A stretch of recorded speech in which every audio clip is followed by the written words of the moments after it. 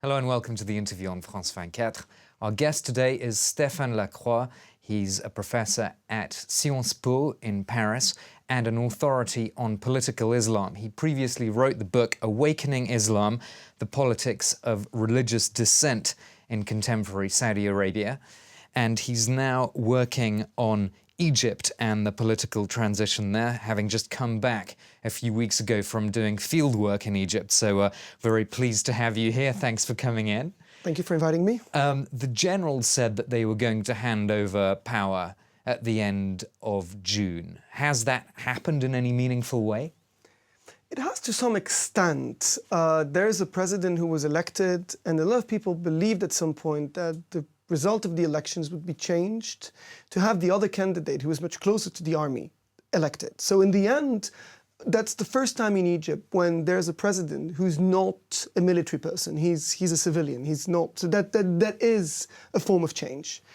At the same time, the military made sure that he wouldn't have that much power. And in the run-up to the second round and to the announcement of the results, a number of measures were taken to limit the powers of the elected president. Especially, there was a constitutional declaration made by the generals, which basically removes out of the hands of the president a lot of his prerogatives. This is the constitutional annex, This is the constitutional annex, exactly. Right. So are they actually more powerful than he is? Is it easy to make it, or is it not as black and white as that? Well, he has a form, and he's been using this since his victory was announced. He has some form of moral authority. Yeah? You know, he's the president elected by the people. When it comes to what he can do concretely on the ground, it is, debatable whether he can do much, but at least he can talk. And he can talk from the position of someone who got the people's votes. Of course, again, his powers are very limited. For instance, there was a parliament that has officially now been dissolved. So now the legislative power is in the hands of the army again. So he has a limited executive power, and he's lost control over the legislative power. So again, that limits what he can do, but still, again, he has a voice, and he's using it to try to, bring something a bit different in the debate than just the army's voice. You've argued how Egypt now faces a situation fundamentally which goes back to 1954. That is this standoff between the Muslim Brotherhood and the army. It's a rather sad outcome after all the bloodshed and sacrifice and the movement in Tahrir Square that a third force didn't seem to really emerge. Mm-hmm. Yes, indeed. I mean, in the end, winning elections is about being able to mobilize voters. It's about having networks. It's about, having a presence. And of course, those two poles of power, those two forces, right? The ones that supported Morsi, which are the Muslim Brotherhood and its networks on the one hand, and the forces that supported Ahmed Shafiq, the army candidate, quote unquote, was relying very much also on the networks of the former Mubarak party, the National Democratic Party. Those two were the most organized ones. So in the end, when it came to mobilizing voters, those were the ones who were the most successful. So in the end, in the second round, we saw the game going back to those two. There's some hope in the end. One would say the other candidates, the one that represented an alternative, they weren't that far in the first round, right? Morsi got 24%, Shafiq got 23%, and the other two candidates who were, kind of the revolutionary camp. One was closer to the Islamists in a way, but he was a, centrist Islamist. The other one was a leftist Nasirian. They got 20% and 17%. So a lot of people say, well, had they been together, and at some point they talked about, running together in the elections, they probably would have gone first. So, a lot of people say, well, we're going back to the basics, to the old rules of the game, to the two forces that Egypt has known for so many decades.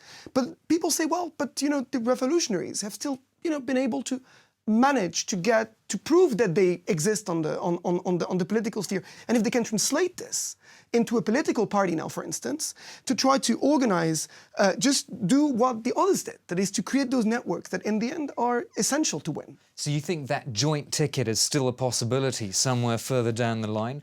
Or at least the forces representing those two men. Right, exactly. The problem is between those two men in the end, there's also personal rivalry. The two of them are, leaders, right? So also, in the end, when bringing together those two charismatic leaders, it's always very difficult. There was also a split between them, which reflects some of the debates in Egypt over the last few months, which is the split on the role of religion in politics.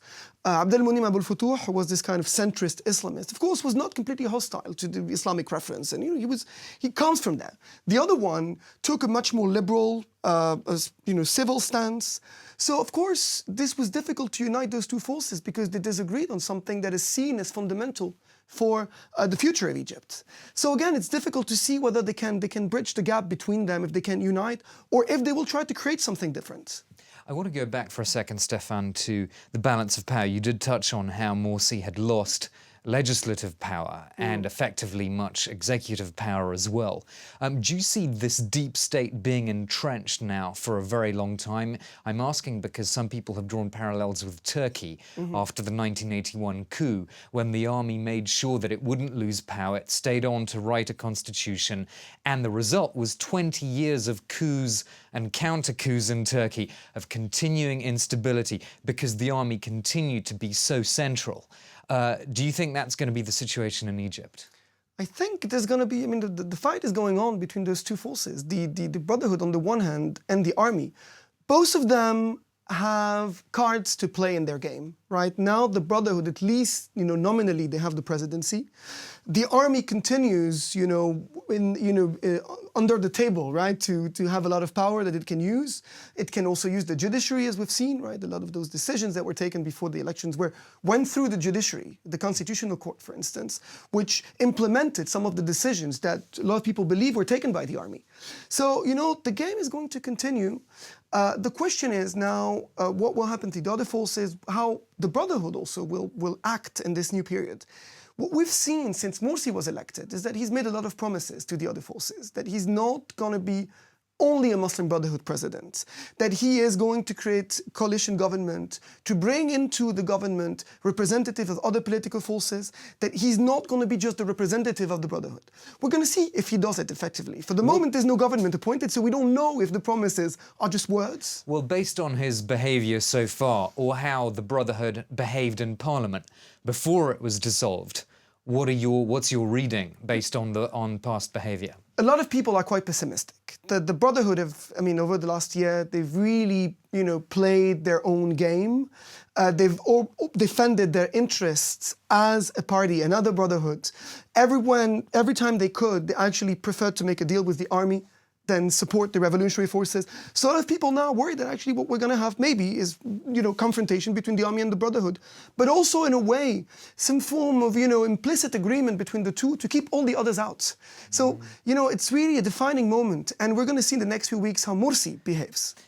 One way to get away from that binary, sort of this polarization that you've mentioned, is perhaps for a current within the Muslim Brotherhood to come forward and say, we should be more open or make alliances with other people, not just with the army. And you mentioned the so-called liberal wing of the Brotherhood.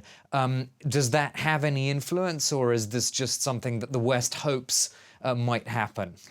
Well, this is one of the reasons why some people are pessimistic, because there was a liberal wing in the Brotherhood. But what happened after the revolution is that all those liberal brothers actually left the Brotherhood. Abdelmonem Abul Futuh, who was this candidate who lost at the first round and who united behind him one part of the revolutionary camp, he was a former Brotherhood leader, and he left to try to establish something different. So what we have today is a Brotherhood where most of the liberals have left, and so what remains is the conservatives. And Mohammed Morsi is known to be a staunch conservative, judging from what he did in the past, and judging from the people he's close to in the Brotherhood. So what we have is a Brotherhood that's probably today more conservative than ever, which is why some people believe that those promises may just be, words that Morsi is using at this moment because the Brotherhood needs those words. But how is it going to translate into actions? Do you think that conservatism then justifies fears in the West, and of course among liberals in Egypt, that individual rights might not be protected, that, for example, people who've been thrown into jail through military tribunals, even since this Tahrir Square revolution, that's not going to be a priority, perhaps, for Morsi? A lot of people fear that. I was watching today the news in Egypt, and the revolutionary forces now are confronting Morsi with that demand.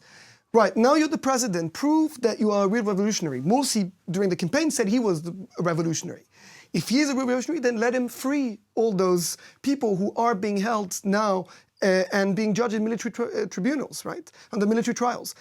If he gives that, if he makes that step, a lot of the revolutionaries will believe that maybe in the end he can be responsive to some of their demands. But he has, again, he's given words for the moment. A lot of people expect actions to see whether he can be something different than the old Muslim Brotherhood style that a lot of people fear. Okay, we'll have to end it there because we've now run out of time, but thank you very much for your time, Stéphane Lacroix, professor at Sciences Po in Paris and the author of Awakening Islam, The Politics of Religious Dissent in Contemporary Saudi Arabia, of course now focusing on the situation in Egypt. And that's all for the France 24 interview. Thanks for watching.